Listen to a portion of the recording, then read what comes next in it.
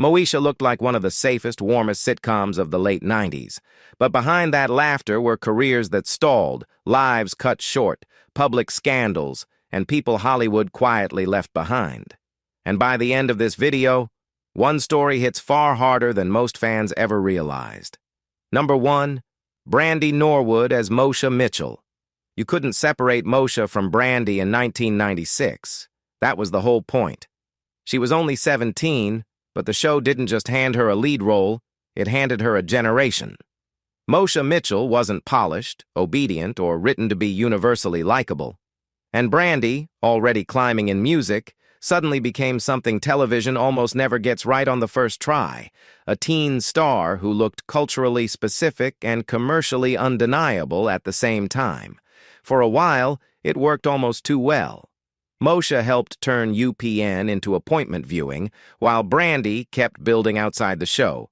Platinum records, magazine covers, crossover fame, and the kind of late 90s visibility that can make someone look untouchable before they're old enough to understand what that even costs.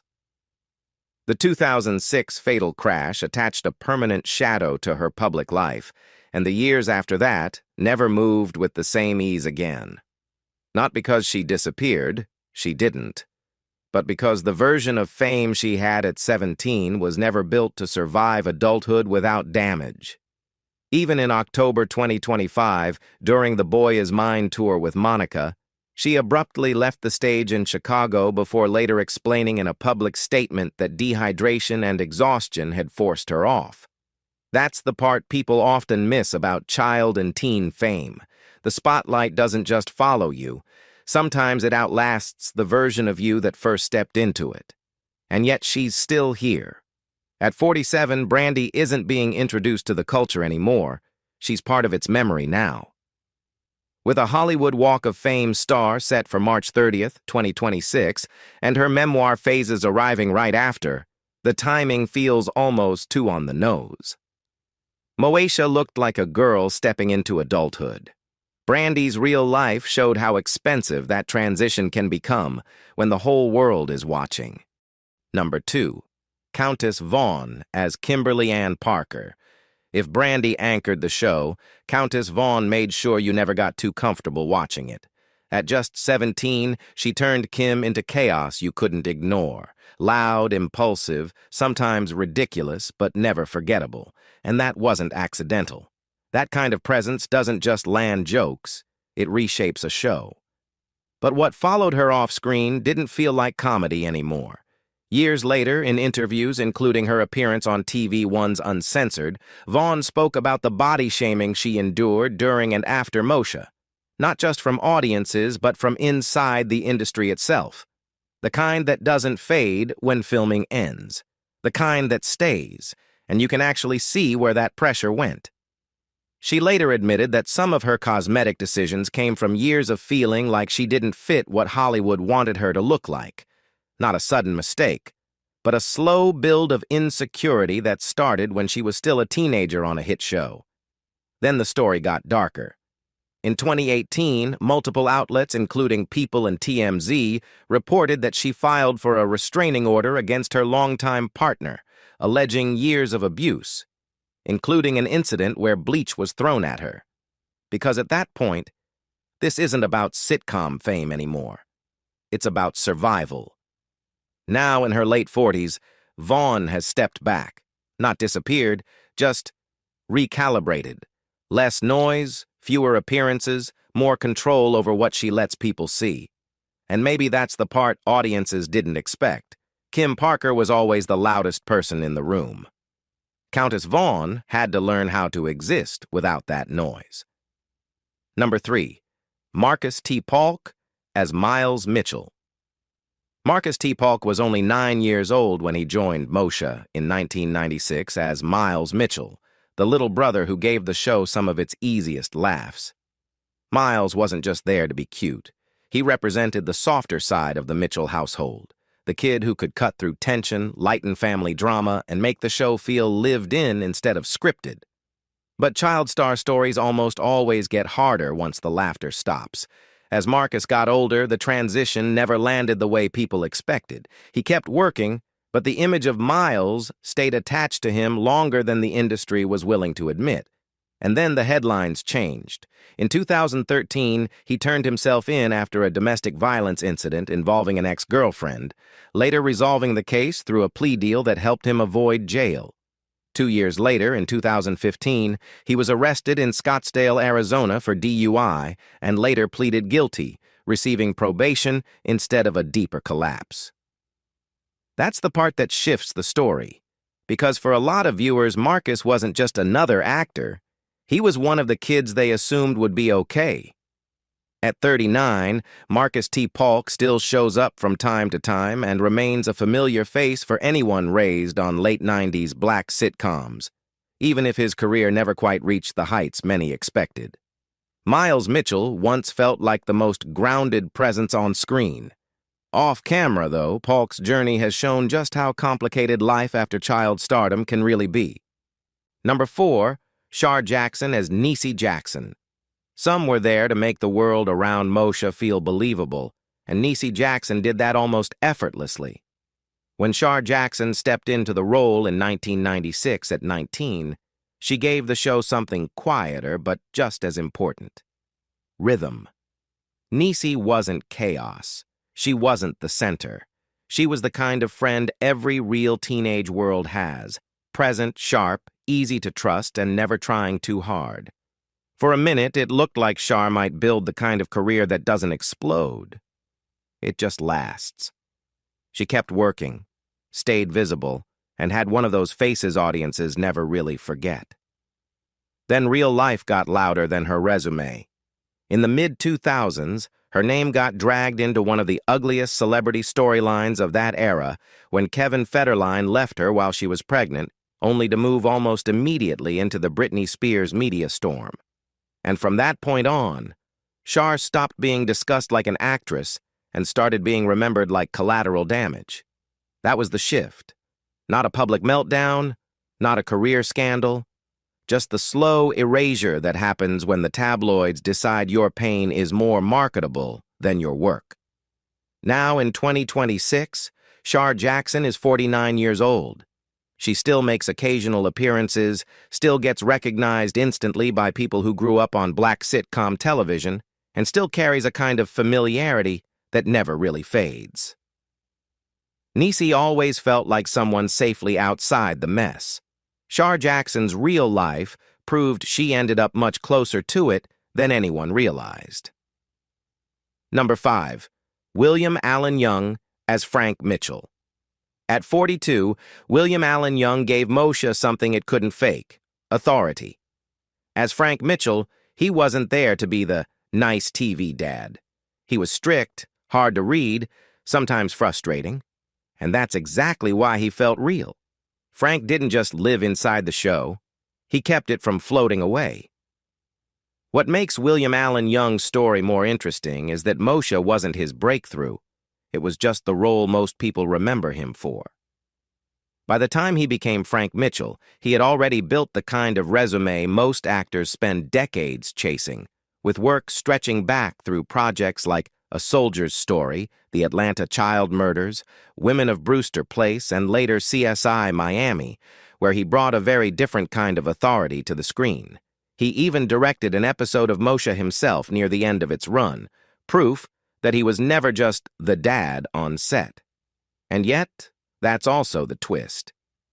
William Allen Young kept delivering the kind of grounded, commanding performances that make other people's shows better, while Hollywood kept treating him like support instead of centerpiece. Not overlooked because he failed, overlooked because he became too reliable to be rediscovered. By 72, William Allen Young has become the kind of actor television quietly depends on, respected, familiar, and rarely given the credit his range actually earned. Number 6, Cheryl Lee Ralph as Dee Mitchell. At 39, Cheryl Lee Ralph stepped into Moesha as Dee Mitchell, Moesha's stepmother, and the one person in that house who didn't bend easily. Dee wasn't written to soften anything. She kept things in place. And without that, the whole dynamic probably falls apart. By that point, Ralph had already done more than most sitcom audiences realized. She broke through on Broadway in Dreamgirls back in 1981, then carried that same presence into film and television, from To Sleep with Anger to Sister Act 2. The resume was there. But her story never really hinged on one big fall. In later interviews, including appearances on shows like The Jennifer Hudson Show, Ralph talked about being fired early in her career for not being black enough. Not a headline moment, just something that stayed with her longer than it should have. Then life got more personal. Her first marriage ended in 2001, something she's since described in deeply painful terms. Years later, in 2013, her son Etienne survived a shooting during a robbery, a moment she would later open up about publicly.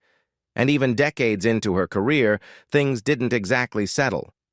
In April 2025, she revealed, including in coverage from People, that she had been involved in a serious car accident, leaving her with an arm injury and later PTSD.